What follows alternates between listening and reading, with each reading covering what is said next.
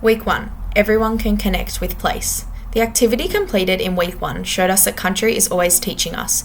We can learn, listen, and watch country. It was nice to connect to place and hear how others connect to different places, and it showed us that there is a significant importance to story and place.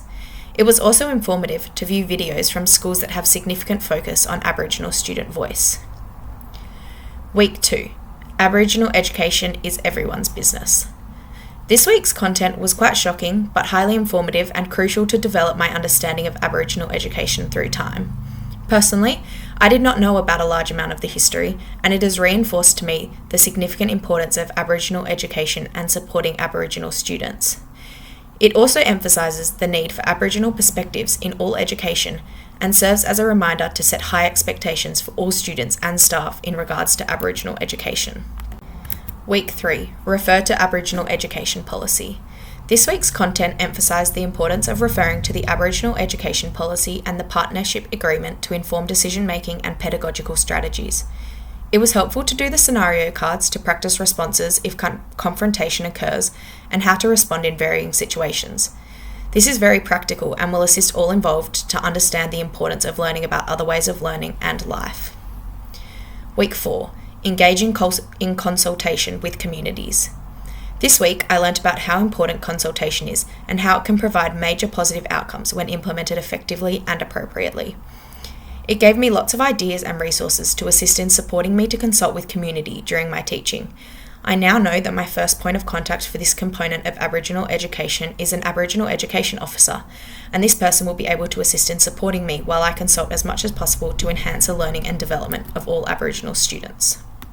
Week 5. Racism and Strategies for Anti-Racism.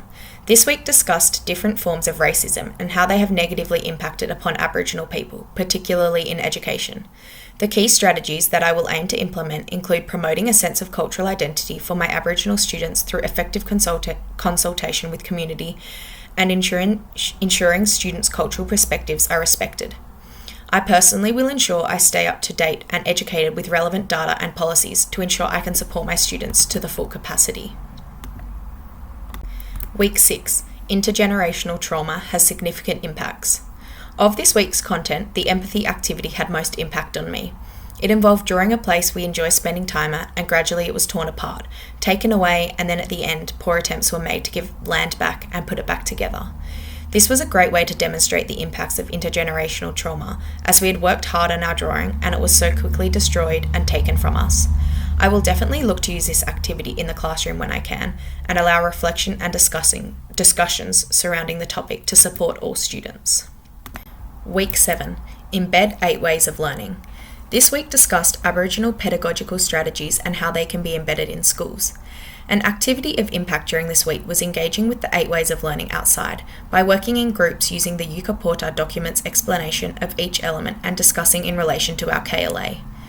I think learning through observation and play is a traditional Aboriginal teaching style that is extremely relevant to my KLA of PDHPE and is an influential way I can develop my teaching style.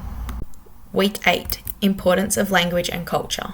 This week's content taught me how crucial maintaining Aboriginal languages and culture within schools is. It also emphasised how important it is to recognise the connection that can come from these aspects, and in turn, it provides a more supportive and inclusive learning environment for Aboriginal students. I have learnt numerous ways in which I can embed this into my classes, including through the education of Aboriginal art and stories, showing local Aboriginal rock art, and through showing videos of different variations of hand talk. Week 9. Make learning relevant to life. This week, when looking at teaching numeracy and the Indigenous approach to teaching mathematics, the Yumi Deadly Maths stood out to me.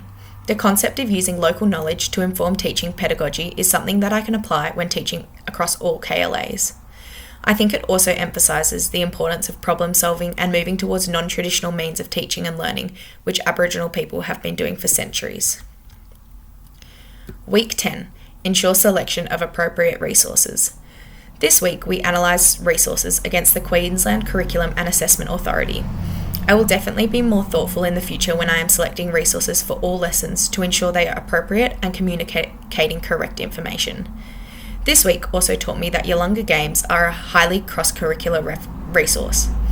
As a PDHPE teacher, I had previously only considered them in the sporting context, but taking a closer look at the different games, it showed that it is much more than just sport.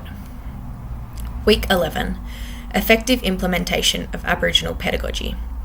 This week, my group and I had the opportunity to present our unit plan and our individual lessons. It was interesting to see how the other groups who both presented on sustainability integrated that as a cross-curricular topic and how they implemented Aboriginal pedagogies.